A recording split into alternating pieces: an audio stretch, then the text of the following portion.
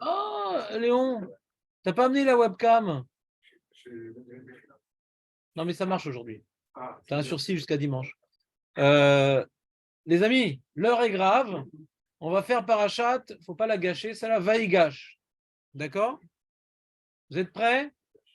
Vaïgash. C'est parti. C'est parti pour un tour.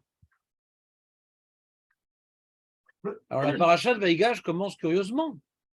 Je ne sais pas si vous l'avez commencé, mais elle commence curieusement, la parachat vaïgash. Nachon, Marco? C'est quoi ta question au début de la parachat vaïgash? Voilà. La question, ouais. Non, mais il y a des gens, ils disent rien. Il y en a, ils tentent quand même. Ils jettent une phrase, ils disent peut-être ça a marché. Il y en a qui tentent, ouais.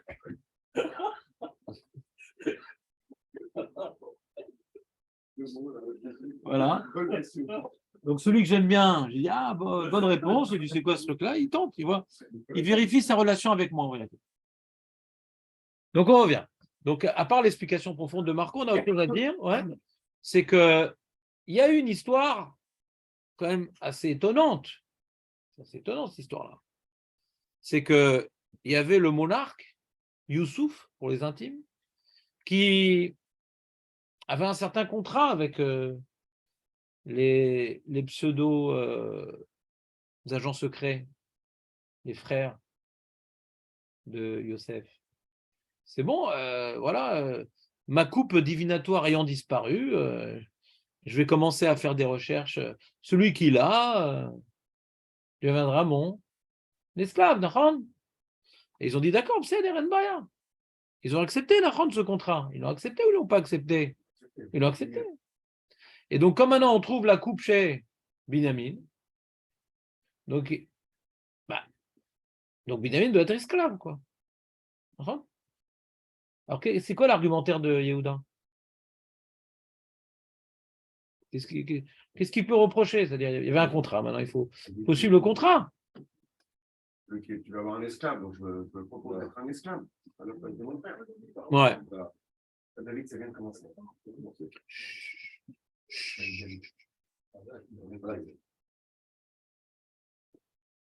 Donc, qu'est-ce qu'il essaye d'obtenir? Il y a des lois, il y a un roi, ouais.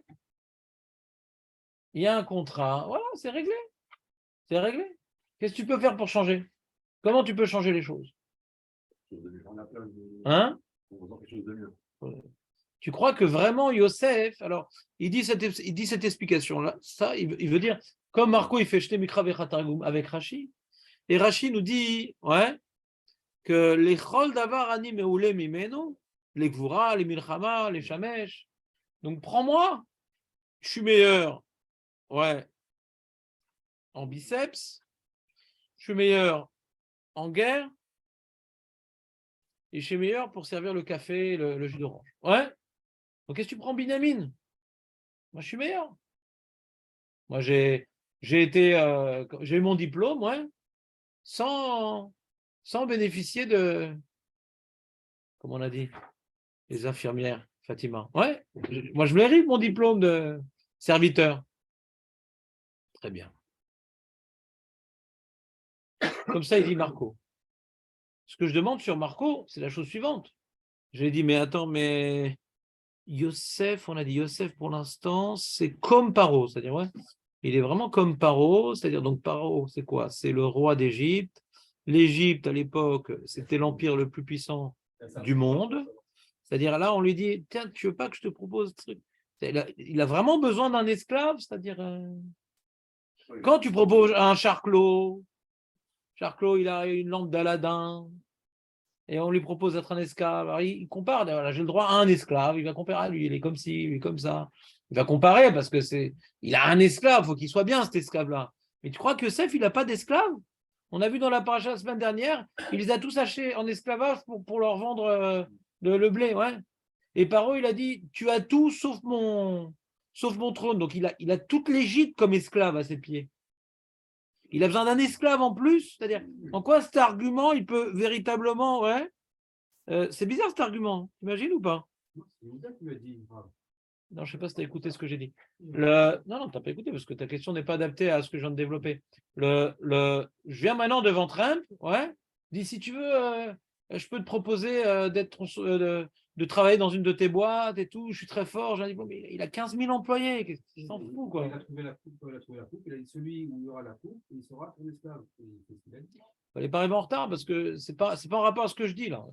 T'es pas avec moi dans la question. T'es pas avec moi dans la question. Mais non, t'es pas avec moi dans la question. C'est comme Paro, il a tous les esclaves. Il a dit ça, mais ce qu'il lui dit, ce qu'il a dit Yosef pour justifier, il a dit c'est toi-même qui m'as dit celui qu'on trouvera la coupe, ce sera ton esclave. Quel est l'argument d'Yehuda? Quel est l'argument d'Yehuda? Pour casser ce coup. Quel est l'argument d'Yehuda? C'est la question. Quel est l'argument d'Yehuda? Peut-être qu'il veut faire appel à un roi, la famille. Ouais, on peut entendre ça. On peut entendre que on parle pas de logique ici. On parle pas de la logique.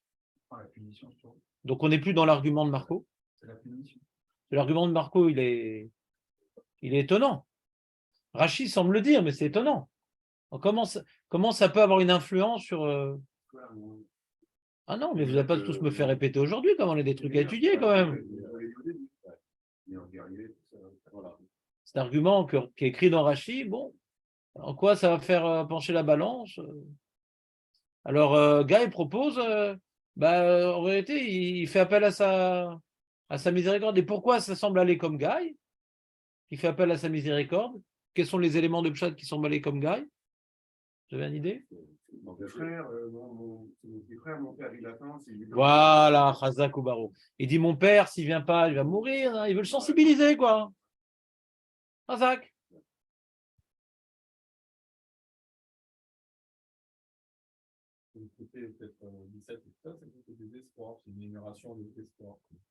Maintenant, la question que j'ai sur ça, donc ça c'est l'explication du Rav Minzberg. La question que j'ai sur ça, hein, c'est il est pas bête, Yehuda.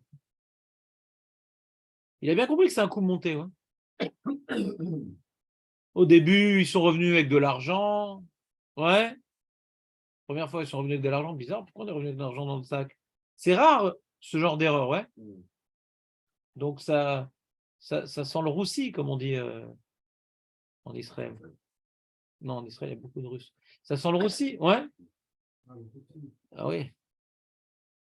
Et donc après, quand ils ont trouvé la coupe divinatoire dans le sac de Binyamin, il a tout compris, Yehuda. Il dit, oh là là, pourquoi il a mis de l'argent la première fois, hein? Pour pas qu'on dise, ah, tu nous as embrouillé, tu as mis dans le sac. Ben non, mais tu as bien vu la première fois que j'ai mis de l'argent dans le sac, donc tu aurais dû vérifier. Et pourquoi il les a invités à sa table, etc., pour neutraliser leurs suspicions. Donc il a compris que tout ça, c'est un coup monté, Yehuda. Donc si c'est un coup monté, il ne comprend pas pourquoi ce Youssouf, il veut maintenant prendre Binyamin. Il ne comprend pas. Pourquoi il y a des trucs qu'il ne comprend pas, Yehuda. Ouais. Il ne comprend pas, c'est-à-dire Makara. Qu'est-ce qu'il veut? Il nous a fait demander de Binyamin et il a fait tout un coup monté pour se le garder. Il ne comprend pas. Il y a des choses qui le dépassent. Mais en tout cas, qu'il y a un coup monté, ça, il comprend ça. C'est ce que je dis. Donc, si maintenant c'est un coup monté pour prendre Binyamin, est-ce que tu peux éveiller sa miséricorde? C'est pas évident. Le mec, il a froidement calculé tout un truc et tout. Maintenant, enfin, il obtient gain de cause. Et maintenant, il a minadine, d'après les lois égyptiennes. Ouais. Et maintenant, tu as volé, je te garde. C'est où? Il n'y a rien à lui reprocher. C'est nickel chrome comme prise d'otage. Donc, si un mec, il a préparé son plan longuement à l'avance, etc., tu peux le faire changer d'avis. C'est pas évident, quoi. Alors, qu'est-ce qu'il cherche, Yehuda? Qu'est-ce qu'il cherche? Ouais. Qu'est-ce qu'il avait derrière la tête quand il a fait ce qu'il a fait? Ce qu'il voulait faire, c'est Youssouf. Il a fait tout ça. Je sais pas, ça ne répond pas à ma question. La question était de savoir qu'est-ce que Yehuda pensait obtenir parce qu'il a fait quelque chose pour obtenir quelque chose. En général, à part nous, on ne parle pas pour rien dire. Nous, ça nous arrive. Ouais. À part nous, on ne parle pas pour rien dire. S'il fait quelque chose, il pense que ça va faire avancer le schmilblick. Tu comprends ou pas? De son frère, de son petit frère. Et tout ça prend le reste de son petit frère, peut-être. Je sais pas, j'ai l'impression que je ne suis pas clair aujourd'hui. Si maintenant, le monsieur en face, il a fait un coup prémédité, comment tu peux maintenant lui renverser la situation? Il a tellement bien travaillé son coup, tu vas essayer de l'émouvoir. Tu vas essayer de l'émouvoir. C'est comme maintenant Mordechai, il va essayer d'émouvoir Aman. C'est comme si que Mordechai, il va essayer Aman, il a prévu son coup. Ouais. Il a fait tout son décret. Allez, je vais parler avec Aman. Ça sert à quoi de parler avec Aman? Émouvoir Aman, mais il a tout un projet qu'il a mis en place. Face à un mec qui a bien prévu son coup, qu'est-ce que tu veux émouvoir? Tu sais comprendre, c'est quoi, comme vous avez dit, c'est quoi la raison principale, si tu comprends juste pour pouvoir après essayer de résoudre le problème. Et qui essaie de comprendre, c'est quoi l'origine de ce. On voit pas qu'il cherche dans les psukim, on voit pas qu'il cherche à comprendre. Il cherche à l'émouvoir, maintenant émouvoir de quoi? Ça a l'air peine perdue, quoi. En fait, qu'il a décelé que c'était Yosef. Non, faux. Impossible. Parce qu'ils ont été surpris quand c'est. Parce qu'il avait promis à son père, c'est vraiment ce que tu dis. C'est devant Dieu, en fait, c'est pas dans le ciel, Ah, Hazard, Ishladou devant Dieu. Ah, voilà, ça c'est très important. Ah, c'est pas ça. Non, pourquoi? Non, des fois, je suis gentil. Hein. Ouais, des fois, je suis gentil. La miséricorde divine. Ça m'a échappé?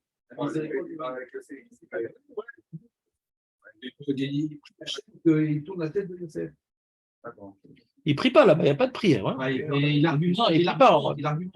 Qu'est-ce qu'il fait? Pour l'instant, qu'est-ce qu'il fait? Il prie pas. Il fait un acte, en ivrite, ça s'appelle Messirut Nefesh. Messirut Nefesh. C'est-à-dire que des fois, c'est fini. C'est fini, nique-moi. Vous êtes fait avoir. Nique-moi, vous êtes fait avoir. Mais qu'est-ce qu'il dit, Yehuda, à la fin de la paracha? Le fromage. Ah, c'est gentil, David. Je ne voulais pas te déranger.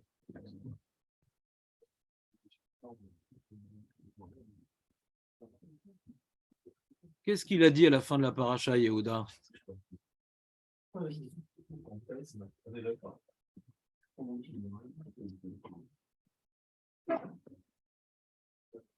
Vayomer Yehuda. On est dans le Pérec un peu fou, ouais, même Dalet, Mad, Tet Zain, on est 3 psukim avant la fin de la paracha Miketz, à la fin de Miketz, bah oui. Vayomer Yehuda, man omar l'adoni, uman edaber, uman itztadak, a Elohim matza et avon avdecha.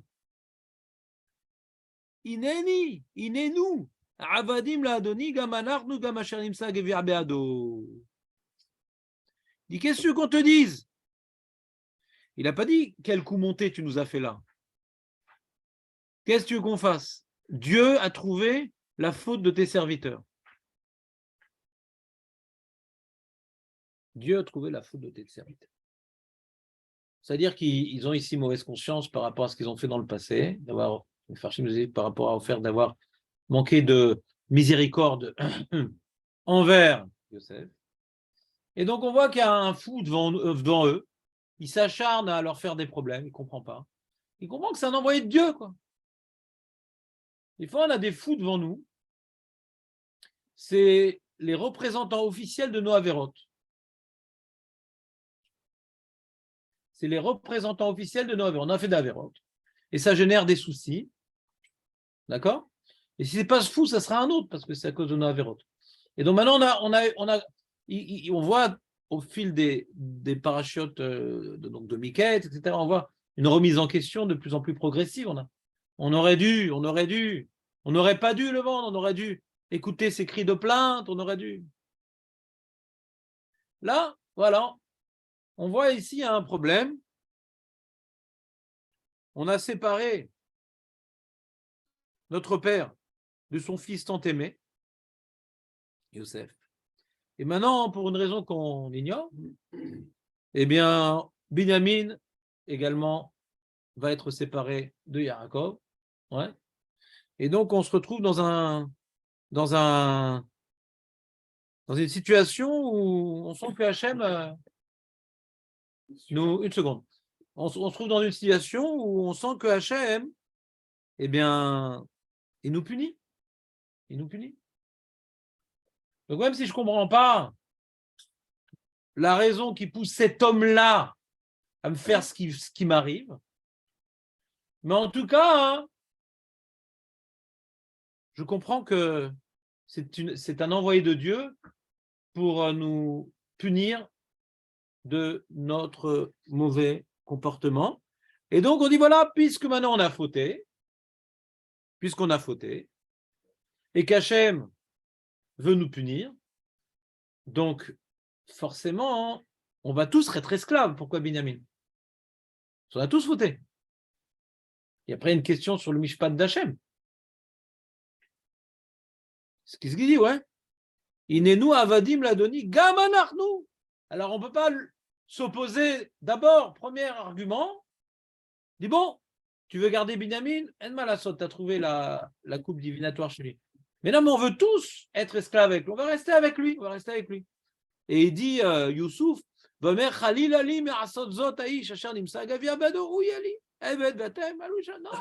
retournez tranquillement chez votre père, vous. Alou les shalom à la vichem. Alou les shalom à la vichem. Retournez tranquillement. Dans la joie. Donc, premier argument, attends, tu n'es pas avec nous là, Léon, on n'est pas en train d'expliquer la logique de Yosef. C'est pas ça le sujet maintenant. On est en train d'expliquer, on n'est pas en train d'expliquer la logique de Yosef. On est en train d'expliquer la logique de Yehuda. Donc, qui veut remettre en situation Yosef, on ne parle pas de Yosef, on parle de Yehuda. D'accord? Pour l'instant, on oublie Yosef. On laisse Yosef, pour l'instant, on ne comprend pas. On essaie, on met le zoom sur Yehuda. Oubliez Yosef. On est dans Yehuda maintenant. Ouais? Donc, première tentative, puisqu'Hachem veut nous punir, bon, on va nous rester en esclavage. Pourquoi ce serait que Binyamin? Il refuse. Alors, Vaïgash Yehuda, il revient. Et il tente, a priori, c'est moins logique. Ouais. S'il a refusé que les 11 soient en esclavage, il va accepter. Dans les 11, il y avait Yehuda. Ouais. Donc, ça casse l'argument de Marco. Dans les 11, il y avait Yehuda. Maintenant, il propose, moi, je vais remplacer Binyamin. C'est moins bien comme argument. Parce qu'avant, dans le package, j'avais déjà aussi Yehuda.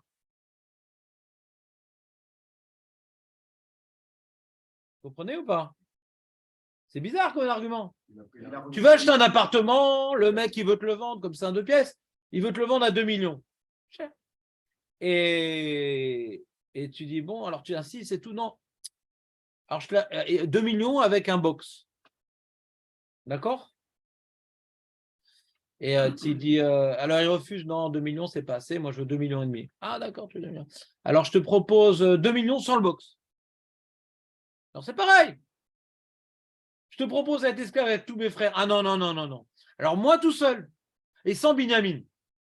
C'est bizarre, non, au niveau du commerce? Vous n'êtes pas habitué à faire comme ça le commerce.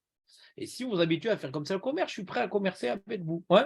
Ça peut être intéressant pour finir les fins de mois. Ouais. Pour la responsabilité de la faute sur lui, dans ce cas où il se propose d'être esclave tout seul. Ouais. Ouais. Donc, ce qui fait style qu'il a des principes. C'est pas tout, non, Khaïla, je ne savais pas tout vous prendre. Alors bon, alors prends-en qu'un seul. Moi. Non, mais tu as vu l'argument qu'il dit? Il dit Vayomer Khalil Ali Masotzot, Aish, écoute bien, Asher Nimsa Agavia Beado ou Eli Eved. L'homme chez qui j'ai trouvé la Gavia, c'est lui le Eved. Donc c'est quoi le principe? Face à ce principe, qu'est-ce que tu peux dire? Celui qui a fauté, c'est lui qui est mon Eved. Arrête, être mon Eved, c'est pas que j'en ai besoin, c'est une punition. Oui, c'est la punition. Donc si toi, tu n'as pas volé la Gavia, pourquoi je te prendrais? Je n'ai pas compris ce que tu as dit. C'est une punition, tu peux rien faire. C'est pas utilitaire ce qu'il fait maintenant le monarque. C'est pas parce qu'il a besoin d'un esclave. Hein. Tu as fait ça, tu es puni. C'est tout. Toi, tu n'as rien fait, pars chez toi. Non, mais je te propose mieux maintenant. C'est moins bien ce qu'il propose. Mais dans l'argumentaire de Yehuda, il y a marqué arrête.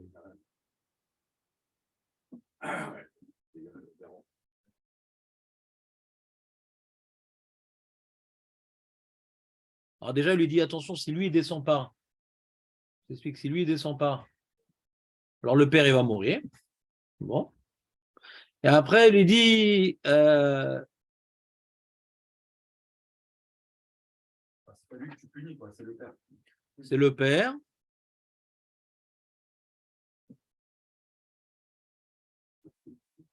Qui avdecha, c'est le pasuk la medbet, même dalet la medbet, qui avdecha arev et anar, meim avi les morts imlo evinu elecha echati avi kol hayamim, veata yeshevna avdecha tachat anar eved ladoni vanar yaal imachiv, ki er ale lavi vanar enenu iti pen ere bera asher imsa et avi. Donc il dit à ce monarque-là, ouais, on n'est pas venu t'amener Binyamin parce qu'on avait faim et lui, on l'utilise. Ouais, moi je me suis engagé pour lui. C'est-à-dire ma vie, elle n'a pas de valeur, ma vie, si lui ne revient pas. Ma vie, elle n'a pas de valeur. Ouais, t'en supplie. Donc il vient maintenant lui rappeler la souffrance potentielle de Yaakov. Et il lui rapporte aussi sa souffrance pour essayer maintenant d'éveiller, encore une fois, sa miséricorde. Et même si ce n'est pas logique d'éveiller sa miséricorde, parce que c'est un coup monté, il dit, je tente le tout pour tout, parce que ce n'est pas lui le problème, c'est Hachem. Et comme Hachem, c'est quoi c'est Hachem? Le problème, ce n'est pas Hachem, le problème, c'est nos Averot. Ouais. Et comme dans l'histoire, notre faute avec Yosef, ouais, j'ai pas su, comment dirais-je, me soucier suffisamment de la santé psychologique de mon père. D'accord?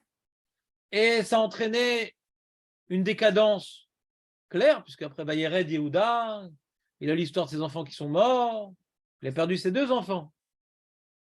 Il a perdu ses 2 enfants. Il a perdu sa femme. D'accord? Alors tu vois, il a dû comprendre ça dans la Mida Keneged Mida. Yaakov qui a perdu sa femme, Rachel. Il pouvait être particulièrement attaché, ouais, aux enfants qu'il a eus. Lui, il a perdu et sa femme et les 2 enfants qu'il a eus avec elle. Il a déjà fait perdre, il a fait mort Yosef. Il ne comprenait pas c'est quoi, pourquoi j'ai perdu 2 enfants. Un enfant, je comprends. Pourquoi 2 enfants? Un enfant, je comprends d'avoir perdu Yehuda, se disait-il. Mais pourquoi 2 enfants? Maniel, pourquoi 2 enfants? J'ai fait perdre à Yaakov qu'un enfant. Yosef. Ouais. Maintenant, il est en train de voir qu'il est en train de faire perdre Binyamin. Et il connaît la souffrance d'un père qui a perdu 2 enfants. Alors, il fait un acte suicidaire. Ouais. Mais il dit, j'en ai marre d'être responsable de tel drame. Ouais. Je tente le tout pour tout. Et ça, c'est ce que vous avez parlé tout à l'heure, ce qu'on appelle la Messirut Nefesh, ce qu'on appelle la Ishtadlut. Ouais. Des fois, on fait une Ishtadlut illogique. Ouais. Illogique. Des fois, on se trouve devant une personne qui s'acharne contre nous, Chas Shalom, et on ne comprend pas vraiment ce qu'il nous veut. On ne comprend pas vraiment ce qu'il nous veut. Alors d'abord, il faut rechercher ce qu'on l'a blessé. C'est facile de dire je ne comprends pas ce qu'il veut. C'est facile de dire je ne comprends pas ce qu'il veut. Ma femme, je ne comprends pas ce qu'elle a contre moi. Elle a toujours, quand la femme s'énerve, elle a toujours une bonne raison.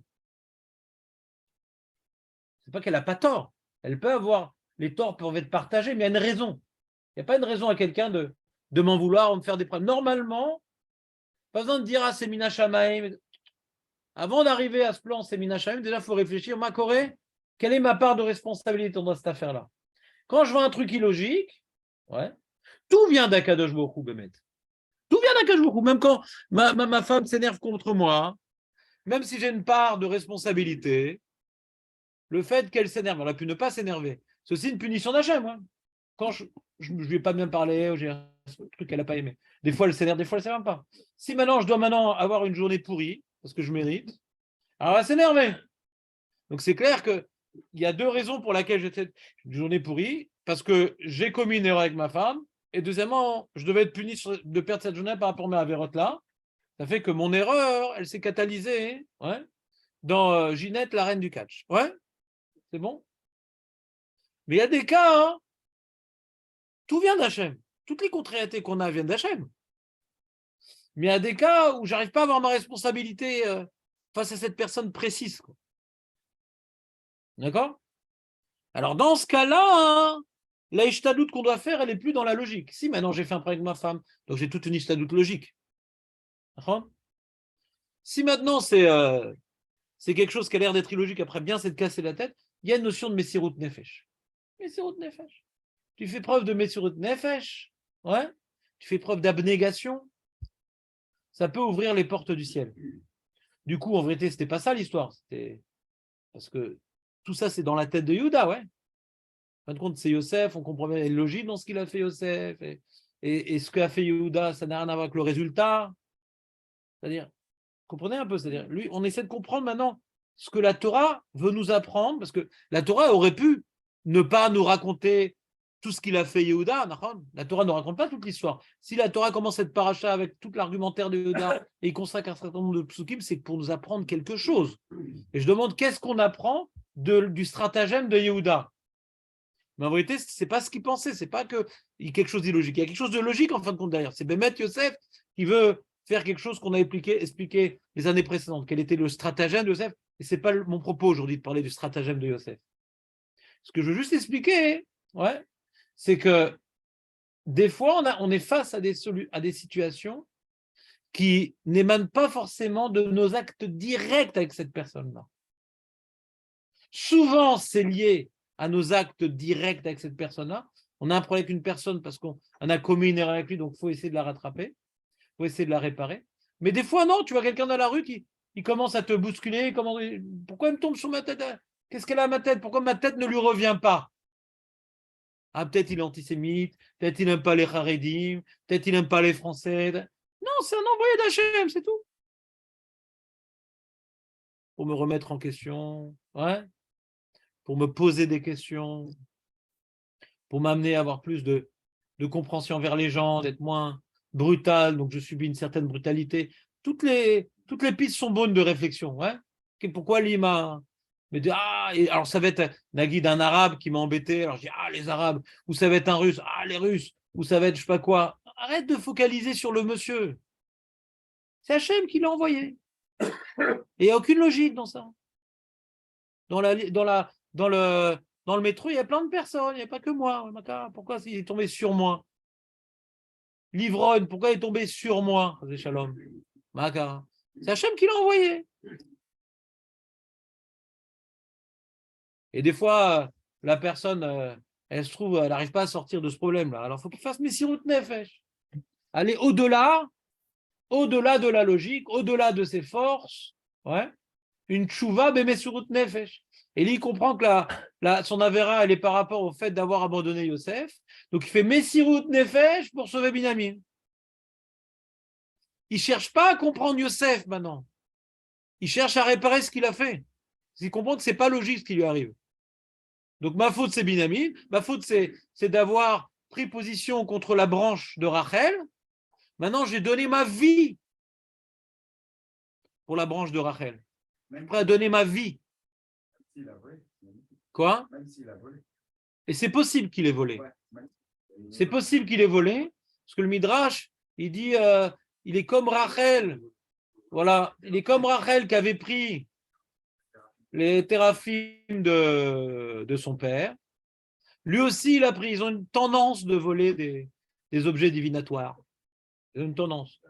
Donc, il y avait un soupçon sur lui. Mais l'homme est chané. Cherche pas maintenant à m'innocenter dans cette histoire-là. C'est de sa faute, ces trucs-là. C'est qui le fou qui l'a fait boire ce clochard? C'est de la faute de celui qui l'a fait boire. Tu as quelqu'un, il bouscule un mec, qui est à moitié sous, il est énervé et il vient te mettre une baffe. Il dit, pourquoi tu l'as bousculé? Il faut réfléchir. Pourquoi Hachem a voulu que je me prenne une baffe? Pourquoi Hachem a voulu que je me prenne une baffe?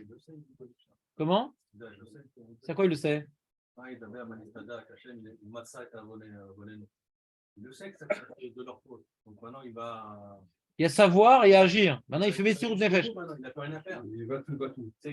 C'est quoi il va... J'ai pas compris. C'est une question ou c'est une confirmation? Ah, très bien. Parce que l'intonation, ça a l'air d'une question. Ah, d'accord. Il répare même le sentiment de Sinatrinam qu'ils avaient eu envers Yosef. Il répare là en Avatrinam envers Béni. Qu'ils avaient envers Rachel. C'est la concurrence qu'il y avait entre Rachel et Léa. Alors, c'est une concurrence très fine, bien sûr. Hein. C'est pas un stam de berbères qui se disputent leur mari. Mais c'est très fin, mais il y a quand même une certaine concurrence. Ouais, certaine. C'était dac, à un tel point que c'est passé chez Réhouven, qui s'est mêlé. Et pourquoi la couche de Yaakov, elle est chez la servante de Rachel, ça devrait être chez Léa. Donc, ils se mêlent un peu de cette concurrence, les enfants. Ils se mêlent un petit peu. Ils sont touchés par ça. Leur nom est défini par cette concurrence.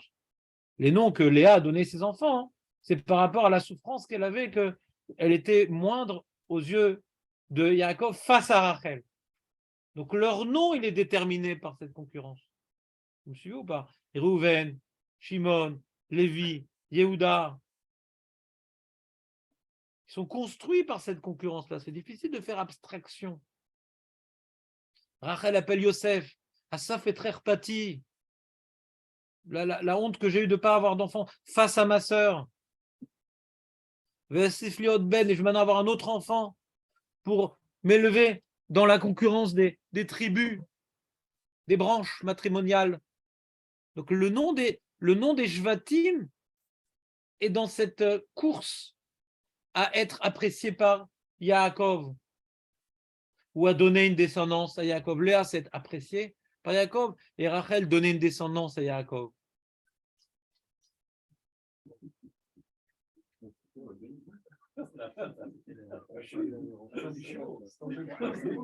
Shabbat Shalom.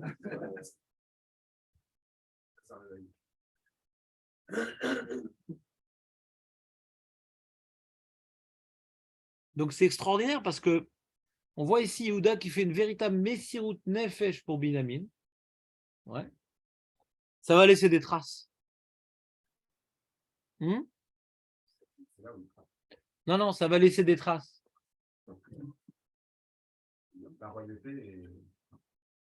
Ça va laisser des traces. Vas-y, dis-le, Raymond. Vas-y, continue, parce que la phrase, elle est compliquée quand il n'y a qu'un sujet. Comment? Vas-y, dis-le. Allez, laisse-toi aller. Donc, il y a ici un lien qui s'est créé dans cette Messirut Nefesh qui ne disparaîtra jamais Adayom. Parce que nous, les descendants de Yehuda et Binyamin officiellement. Les 10 tribus ont été exilées. Et curieusement, quand maintenant il y a Yerovam qui prend la direction du Ham Israël contre Rechavam, fils de Shlomo, toutes les tribus se rangent sous Yosef, paradoxalement. C'est l'inverse de ce qu'on voit dans notre paracha, ouais, dans les parachas précédents. Toutes les tribus acceptent la malchoute de Yosef au dépens de Yehuda. Comme ça, c'est passé dans l'histoire. Sauf Binyamin, qui est pourtant le frère de mère et de père. C'est incroyable quand même. Sauf Binyamin. C'est incredible. Vous comprenez ou pas? C'est incredible ou c'est pas incredible? C'est incredible. Donc, il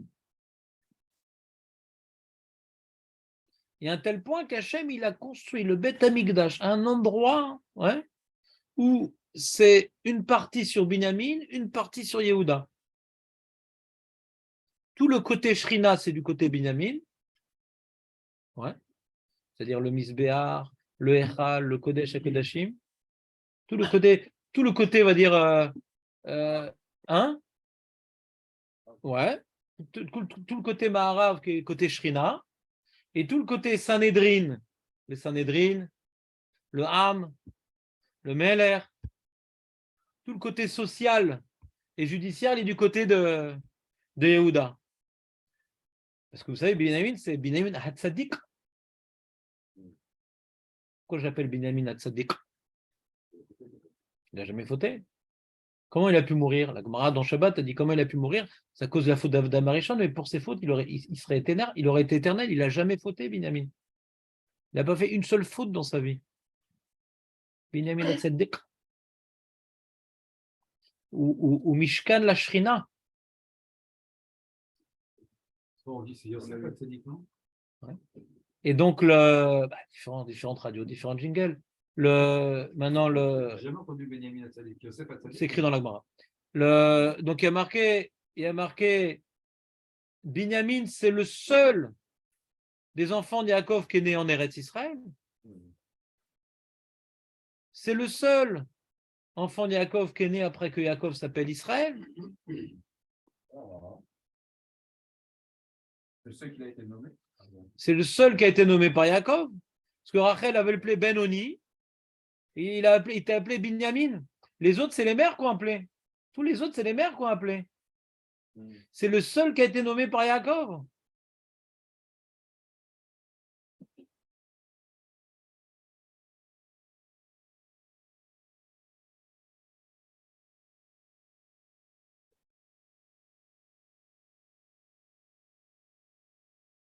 Moshe l'appelle Yedid Hashem. Dans les brachot de Moshe, c'est Yedid Hashem. Yedid Hashem. Sur aucun, il y a marqué cette appellation. L'ami de Dieu. Yedid Hashem. Binyamin.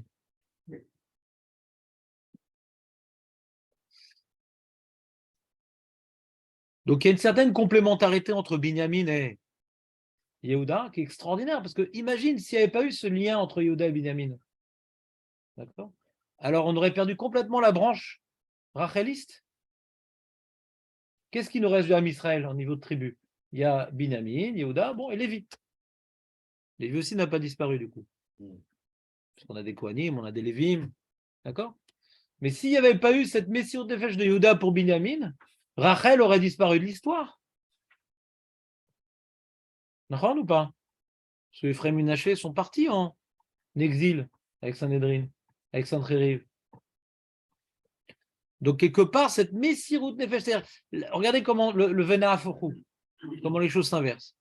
La jalousie fine entre Rachel et Léa, qui s'est matérialisée dans une jalousie beaucoup plus forte et beaucoup plus dangereuse et beaucoup plus répréhensible entre les tribus, puisqu'ils ont carrément vendu Yosef. Ouais. Donc, le petit point de tension entre Rachel et Léa est devenu une milchama entre les descendants de Léa et les descendants de Rachel. C'est devenu une milchama, une vraie guerre. Qu'est-ce qui a entraîné cette guerre-là? Une fusion entre Rachel et Léa. C'est manial le Nafochou, vous voyez ou pas? S'il n'y avait pas eu une telle jalousie, il n'y aurait pas eu une telle fusion entre Binyamin et Yehuda. Vous comprenez ce que je veux dire ou pas?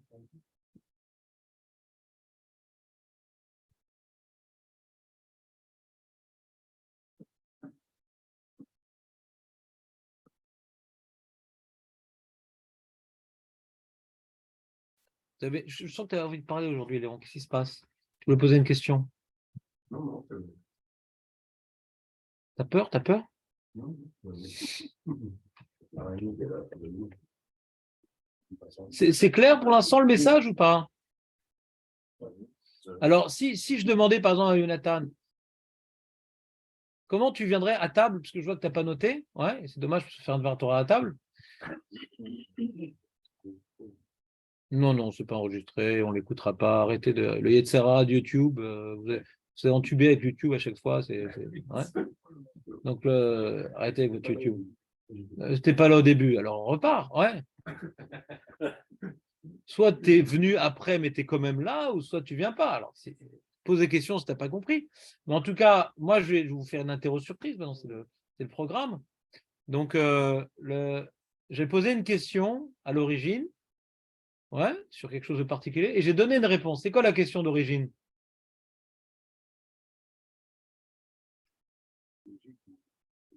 Très bien, ça c'est la question.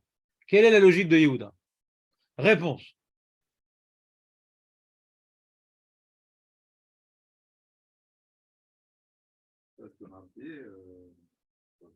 Ok.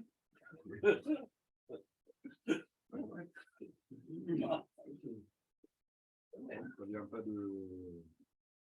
On pense qu'il y a. Ça vient d'Hachem. Et quand ça vient d'Hachem, qu'est-ce qu'on fait? Alors j'ai dit, avant de se dire que ça vient d'Hachem, il faut bien réfléchir à ce que je n'ai pas une part vraiment dans le problème relationnel avec cette personne-là. Est-ce que je n'ai pas une part? Mais quand je vois maintenant, je ne sais pas, j'ai rien fait à ce monsieur. Macaralo, Benjamin ne lui a rien fait, je ne comprends pas. On n'a aucune raison de voir un problème relationnel avec ce monsieur, ouais. Dans ce cas-là, c'était facile.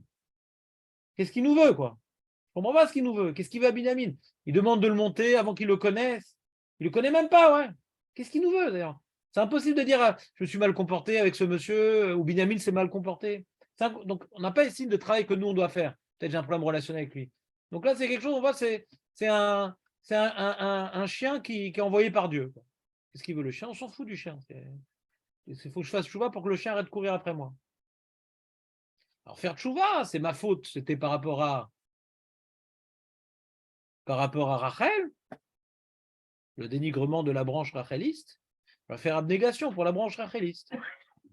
D'accord? Mida, ça c'est le résumé. Donc c'est enregistré sur yonatan.com. Ouais? Voilà, c'est la chaîne YouTube. C'est bon? Ça, c'était la première partie du cours. C'est clair, David? Top. Yesod Rachouv. Rachi rapporte une Gemara dans cette paracha. Lorsque Yosef et Binyamin se rencontrent, ils tombent, ouais. Comment dirais-je? Tout à coup, ils s'embrassent. Et ils pleurent dans le cou.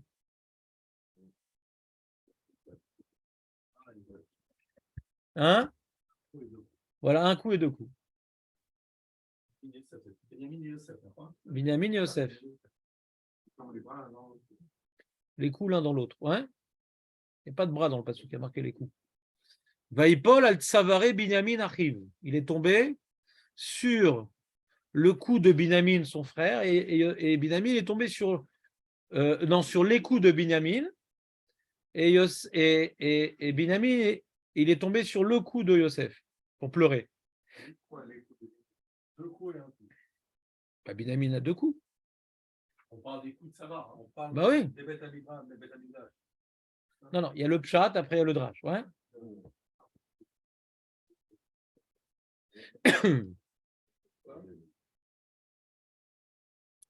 Alors, en vérité, ce n'est pas un midrash, c'est une Gemara. C'est la Gemara dans Megillah d'Aftet Zayin Amoudbet, Marc, on l'a fait ici. Tu te rappelles ou pas? Tu étais jeune et souriant. Ouais.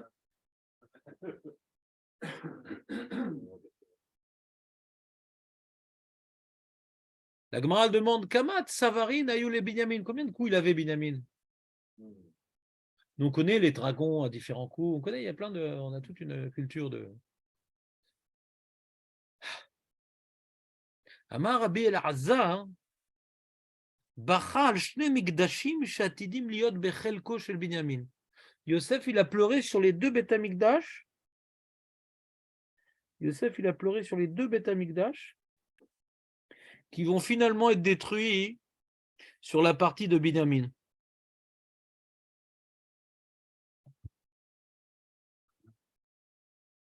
Et Binyamin, Bachal Tzavara, et Binyamin, il a pleuré sur le cou de Yosef, Bachal Mishkan Shilo Shatid Liot Bechelko chez Yosef, Vatid Lecharev. Donc on a un certain nombre de questions sur cette Gemara, je vais vous la traduire et je vais vous expliquer c'est quoi les problèmes. Donc d'abord je traduis la Gemara, ouais. Attends, d'abord je traduis la Gemara. Donc la Gemara, donc elle dit que Yosef, il va avoir plus tard dans son territoire un Mishkan qui s'appelle Shilo. Il a été construit quand ce Mishkan-là? Dans le Midbar, non, c'est pas possible parce que c'est pas dans le territoire de Yosef le Midbar. Il a été construit quand ce Mishkan Shilo? Non. 14 ans après. D'abord, il était à Gilgal.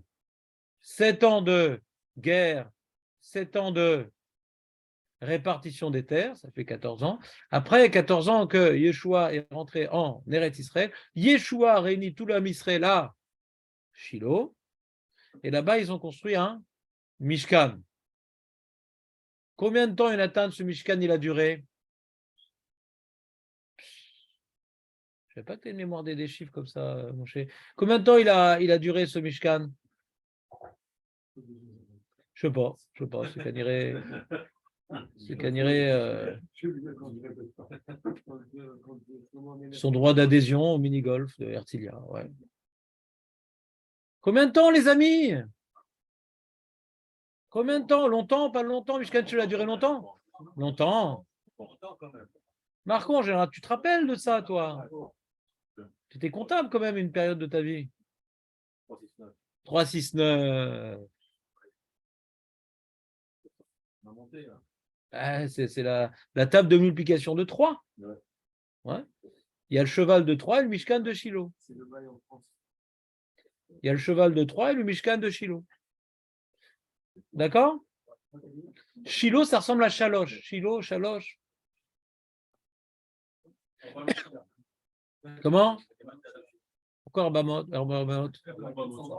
Mais non, on a dit 369, on a dit. Oui. Non, pas du tout. Non, Marco ne blague jamais. Même à Pourim, il est grisonnant de sérieux. C'est quand il était jeune qu'il rigolait. Maintenant, il est très sérieux, Marco. Ça rigole plus. Les loyers, ils rigolent pas. C'est-à-dire, c'est écrit Shin sa mère tête. Chaussette. Chaussette. D'accord? C'est longtemps quand même. Mishkan Shiloh, c'est longtemps. Il était détruit par qui? Ah. Rashi nous dit Bachal Mishkan Shiloh she'atid liyot bechilko Yosef v'atid licharev. Alors Moshe qui est très fort, ouais, à part 256 qu'on va oublier très vite, ouais, mais Moshe il nous dit il n'a pas été détruit. Je t'écoute Moshe, c'est quoi il n'a pas été détruit? Il était temporaire par rapport au fait qu'on attendait pas des village. Quand il est arrivé, il laissait.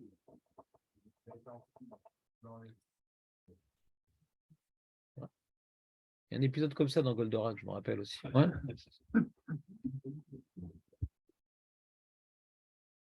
Peut-être qu'il y avait des midrashim comme ça. Moi, je ne connais pas grand-chose. Il y a un drame qui s'est passé à Shiloh. C'est quoi le drame de Shiloh? C'est un beau titre de roman, le drame de Shiloh. Ouais. Oui, il a voulu porter. Non. C'est un autre drame. Il est tombé le. C'est à l'époque de David, donc on est à peu près 369 ans après. Non, mais c'est un drame aussi. Ça fait partie de ma série Les Drames.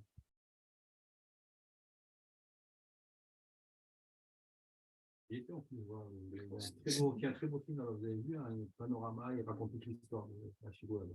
J'aurais dû y aller. Franchement, c'est très intéressant. C'est à côté de Bethel, non? Ouais. Il y a une basilique là-bas. Pas vu la basilique. Bah si. Ils l'ont mis dedans le Midgam de Shiloh. Hier, je suis parti voir sur Internet leur Midgam. C'est dit, c'était dommage qu'ils ont mis le Mishkan dans la basilique, désaffecté, byzantine. Je ne sais pas pourquoi ils ont fait ça. C'est vrai que c'est bon comme épice, mais comme lieu de prière, c'est pas terrible. Donc qu'est-ce qu'il y a comme drame là-bas, Marco, toi qui étudies beaucoup de choses en cachette? Ouais.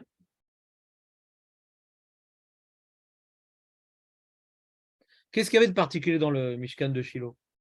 Il y avait là-bas le Haron. L'arche sainte, elle était à Shiloh. Qui l'a volée? C'est encore Mouloud? Qui c'est qui a volé l'arche? C'est comme une fois, il y avait un RDC parti dans une école et tout. Il dit qui a cassé les louchotes et tout? Qui a cassé les louchotes? À Brit, un enfant dit c'est pas moi, monsieur. Qui c'est qui a volé? Personne n'a volé les louchotes. Personne n'a volé l'arche. Quoi? Ils sont partis au Mishkan Shiloh pour prendre l'arche? Hein? Qu'est-ce qu'il est fort, ce Marco. Alors, dire comme ça. Donc, on a maintenant le Sefer qui s'appelle Shmuel Aleph. Shmuel Aleph. Shmuel Aleph, on a le Pérec 1 qui parle de Pnina, Rana, 2, Shmuel, 3. On voit que Shmuel, il a une prophétie d'Hachem, qu'il va se passer quelque chose de très, très grave. Il apprend que les enfants d'Élie vont mourir. Élie lui demande qu'est-ce qu'il a eu comme prophétie. Shmuel lui dévoile. Et Élie dit tout ce que Hachem fait, c'est pour le bien. Il a accepté la xéra d'Akadosh Baruch Hu, que ses fils vont être tués. Et donc, on est dans le chapitre d'Alet maintenant. Et il y a une guerre. Les Juifs décident de partir en guerre contre les Philistins. On ne sait pas exactement dans le verset. Ce n'est pas écrit que les Philistins nous ont agressés, curieusement. Ils décident de partir en guerre. Et alors que Shmuel avait une prophétie négative, malgré tout, ils décident de partir en guerre. Et ils vont dans un endroit, l'armée s'arrête à un endroit, ils appellent cet endroit Even Aizer, la pierre de l'aide divine. ils se font un siman comme ça, comme si Hachem va les aider dans cette guerre-là. Ils dénomment ce lieu comme la pierre Even Haezer, la pierre de l'aide, comme si Dieu va les aider. Alors qu'on voit que Shmuel, les Mefarshim nous rapportent que Shmuel, il leur faisait des remontrances de faire tchouva, etc. Ils n'étaient pas à un niveau spirituel particulièrement adapté pour se permettre de partir en guerre. Et effectivement, ils ont une certaine défaite. Ils ont beaucoup d'hommes qui tombent sur le champ de bataille. Et inquiétés par cette défaite, au lieu de faire tchouva, et se tourner vers Shmuel, et se tourner vers le Urim Vetumim, qu'est-ce qu'il faut faire, etc. Ils vont dans le Mishkan Shilo, le peuple va au Mishkan Shilo pour prendre là-bas l'arche. Et ils prennent avec eux l'arche sur le champ de bataille. Ils prennent avec eux l'arche sur le champ de bataille. C'est pas quelque chose qui se faisait. Non. L'arche de Beth Salel, on ne prend pas sur le champ de bataille. Il y a une marloquette, Tanaïm, est-ce qu'il y avait deux arches? Une arche pour la guerre ou pas? D'accord? Celui qui dit qu'il y avait une arche pour la guerre, il y avait une arche de Moshe et une arche de Beth Salel. Et notre opinion, il n'y avait qu'une seule arche, on ne prenait rien pour la guerre. Ouais? Marloquette. Est-ce qu'il y avait une Aaron Milchama ou pas? Marloquette Tanaïm. En tout cas, de prendre le Aaron du Mishkan pour la guerre, on l'a fait que pendant cette guerre-là, et ils se sont dit, attends, c'est pas possible qu'on perde la guerre, parce que quoi, l'arche va être pris. C'est comme si qu'on prend Dieu en otage, pas possible. Même si nous, on n'est pas méritant, pour le Chilul Hashem, Hashem va nous faire un Nes. Eh ben non, Hashem n'a pas fait de Nes. Ils sont fait massacrer, et les Philistins ont pris l'arche. Comment? Pourquoi? Tu as le droit d'avoir juste parfois. On n'est pas choqué. Il n'y a pas de problème. Je ne t'ai pas entendu parler, mais c'est ça que tu as dit. Tu as souvent juste après coup. Mais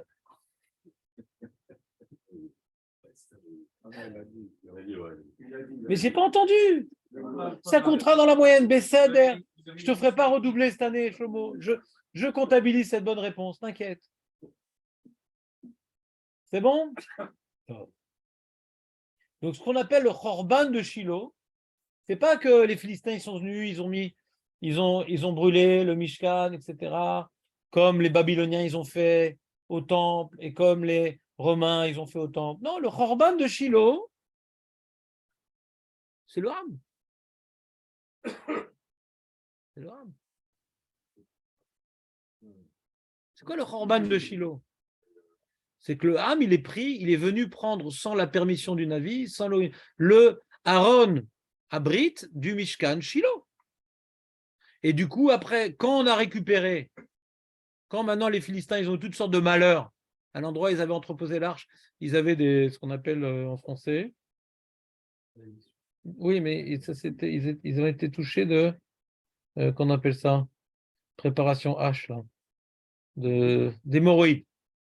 Ils avaient tous des hémorroïdes. Magefa de hémorroïdes. Préparation HM, préparation H, ouais.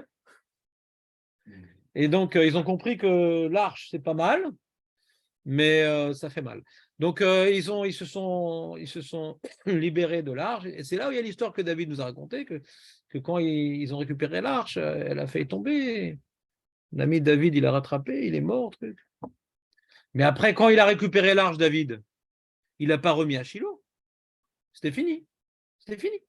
Les 369 ans se sont terminés le jour où le Ham a décidé de sortir de là-bas l'arche sans avoir été autorisé.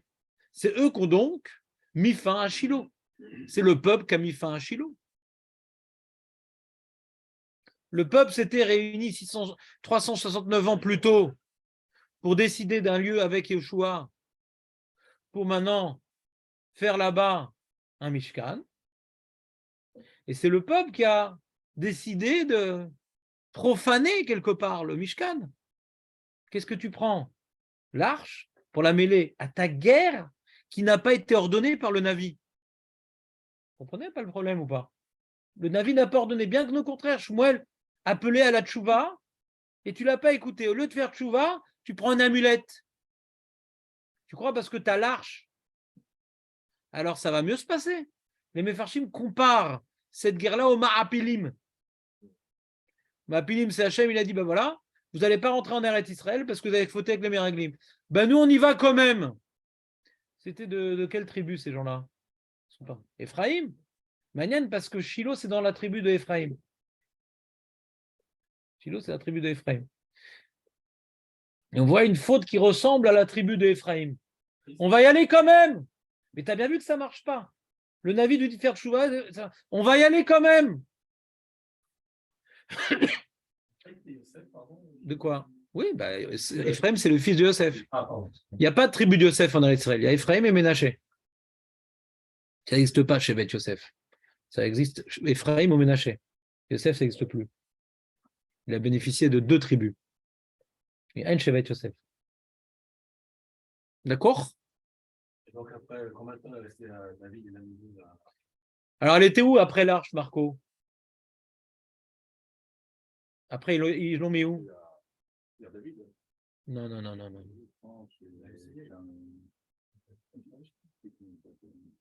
Dis pas le nom. Dis l'endroit. David, qu'est-ce que tu fais? Je regarde Michel Chilo. Je savais. Google. Ah, Nov, Nov. Non, C'est quoi Nov?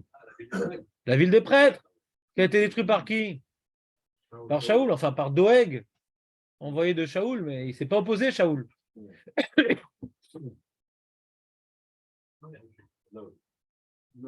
Elle était là-bas, je crois, je ne me rappelle plus, Nov, combien de temps à Nov? 13 ans, je ne me rappelle plus à Nov, combien de temps? 13 ans? Non, après Nov, il y a eu après Nov, on a mis l'arche où? Gilboa. Il y a Gilgal au début, Gilgal, Shiloh, Nov, Gilboa. Gilboa, c'est vous Gilboa? Voilà. Le Mishkan était à Gilboa. Voilà, et ça a duré cette période-là de 57 ans. 57 ans. 44 ans à Gilboa. Combien il reste sur 57? 57 moins 44? 13, voilà. 13 à Nov, 44 à Gilboa. D'accord? Et après, Shlomo Ameler fait rentrer l'arche dans le Kodesh à Kodashim. D'accord? Donc ça fait que depuis que Shoua il est rentré en Israël jusqu'au Beth Amikdash, ça fait 480. 14 plus 369 plus 57, ça fait 480. Voilà. Non, il y a un problème. Il en manque. 426. Non, pas 14. Attends. 14, oui, 14 c'était à Gilgal. 440. Alors, qu'est-ce qui manque alors? Ah non, par rapport à la sortie d'Égypte. Et 40 ans dans le désert. Ouais, ouais c'était par rapport, je me trompais, par rapport à la sortie d'Égypte. 480. Chazak. Donc c'est bon là, un petit peu d'histoire juive.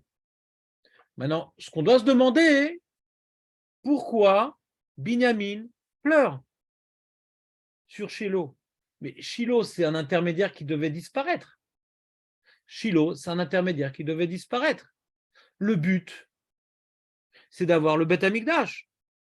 Donc, il fallait bien qu'à un moment que Shiloh disparaisse. Pas de cette manière. Ah, pas de cette manière. Hazak ou Baruch. Normalement, si j'avais bien fait mon cours, non, je devais poser la question d'abord. Ouais. Mais de toute façon, Shiloh, ça veut disparaître. Après, je raconte cette histoire. Et là, Léon leur dit, mais oui, mais on aurait pu imaginer que ça disparaisse différemment. Alors, pour un peu vous donner plus d'éléments de réflexion, pourquoi Hachem a voulu qu'il y ait un Mishkan Shiloh?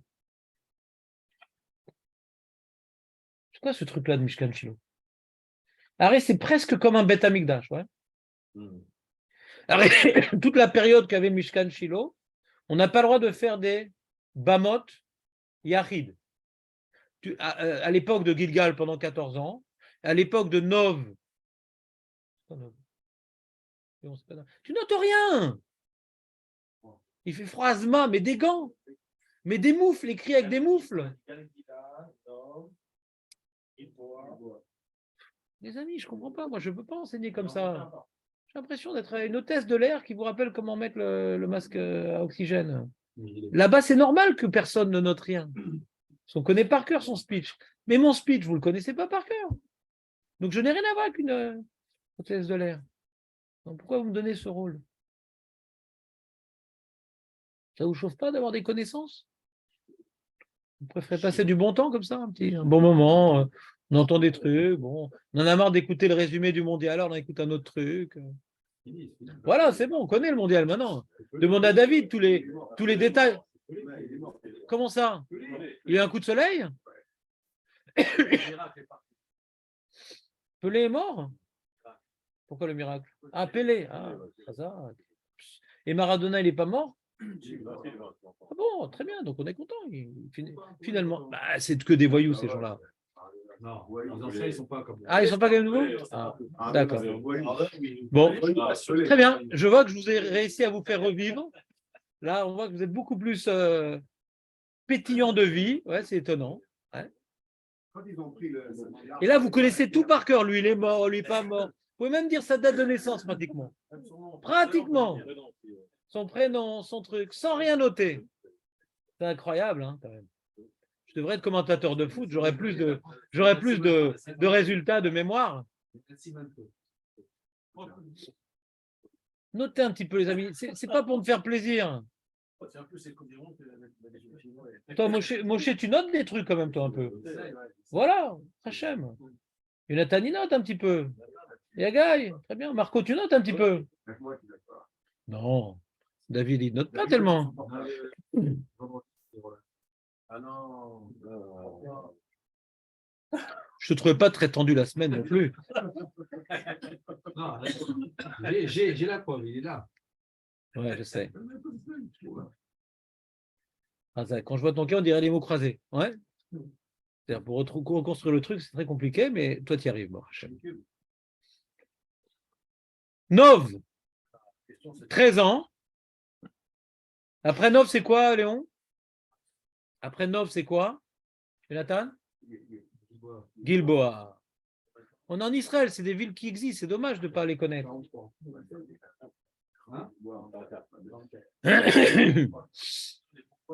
14, 369, 13, 44. C'est pas plus dur que connaître tous les résultats du mondial, hein, on les connaît. Hein. Enfin, moi non, mais vous. Non, la question c'est pourquoi il a. Donc on voit que le Shiloh, c'était c'est presque un Beth Amikdash par rapport aux années. Le Beth Amikdash, c'est 410 et 420. On y est presque, ouais. C'est pas loin, c'est presque 4 siècles, ouais. C'est très proche. Et on y faisait là-bas, il y avait la mitzvah de monter pour les 3 fêtes. On n'avait pas le droit de faire des corbanotes à côté de chez soi. Les halachot sont très proches. C'est très proche, les halachot du Mishkan Shiloh. C'est un petit Beth Amikdash, le Mishkan Shiloh. C'est un petit Beth Amikdash. Il y a une différence entre le Mishkan Shiloh et le Beth Amikdash. La Gemara dans Zvachim, Kufyutret, il y a une différence. Ah, c'est quoi? Je suis parti en vrai. Non, j'aime te voir. C'était le premier essai, quoi. Comme on a fait Kadar Rishon, puis après, il m'a enchaîné. C'est intéressant, on va voir. Mais d'abord, au niveau de la halakha, c'est quoi la différence au niveau de la halakha? Au niveau de la halakha, ouais, au niveau de la halakha. Quand maintenant j'apporte mon korban Pessah, ou tous les Kodashim Kalim, ouais, Bechor, Pessah, il y a des corbanotes que c'est pas comme Khatat, Ola, c'est Kodashim Kalim que les Baalim ils mangent, ouais, ils mangent.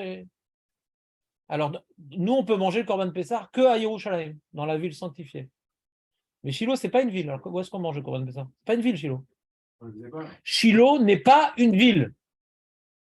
Shiloh n'est pas une ville. Le Mishkan n'est pas dans une ville. La ville d'à côté, c'est Shrem.